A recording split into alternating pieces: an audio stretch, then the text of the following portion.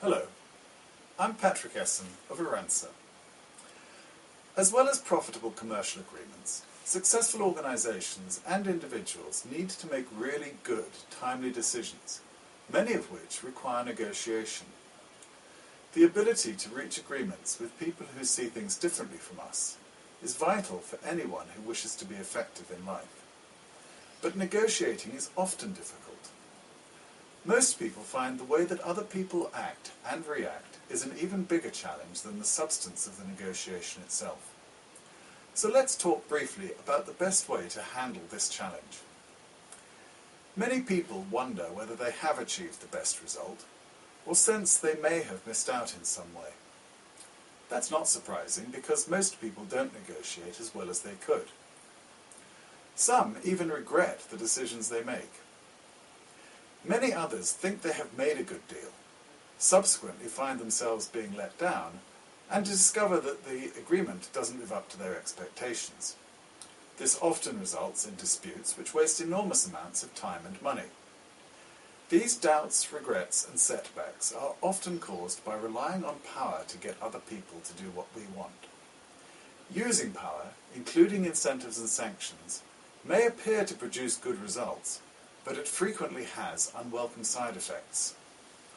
If we pursue our own interests too strongly, people react. Instead of willingly cooperating with us, they focus harder on their own interests. Conflict stifles creative negotiation, which is essential to get the best possible outcome. Conflict also makes people cagey about sharing information. That leads to guesswork and the sort of misunderstanding that lies at the heart of many disputes. Now, some people try to avoid conflict by being very open and making concessions first, hoping to generate goodwill.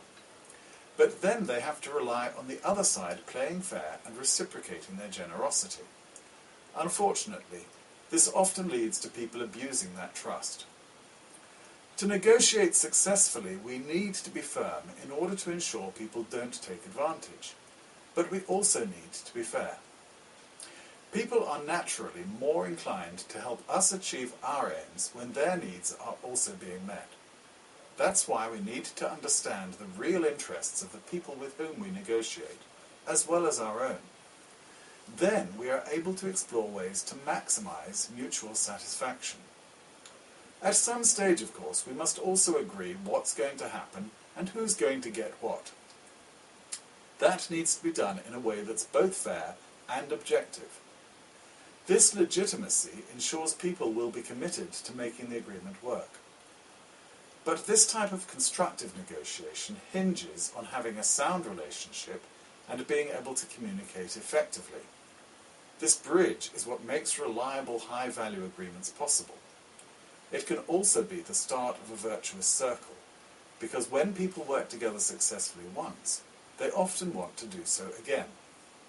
So contrary to what many people suggest, techniques for prioritizing issues, making proposals, and trading concessions to maximize one's use of power are only of secondary importance. The first priority is to build the bridge. Value negotiation is a comprehensive and proven way to negotiate, which is much more profitable than relying on power. It enables people to build sound working relationships, explore interests constructively, maximize the value in any agreement, and achieve high levels of commitment. It is particularly beneficial for modern organizations which need strong relationships and robust agreements in order to thrive in our fast-moving world. It also happens to be a much more enjoyable way to work together.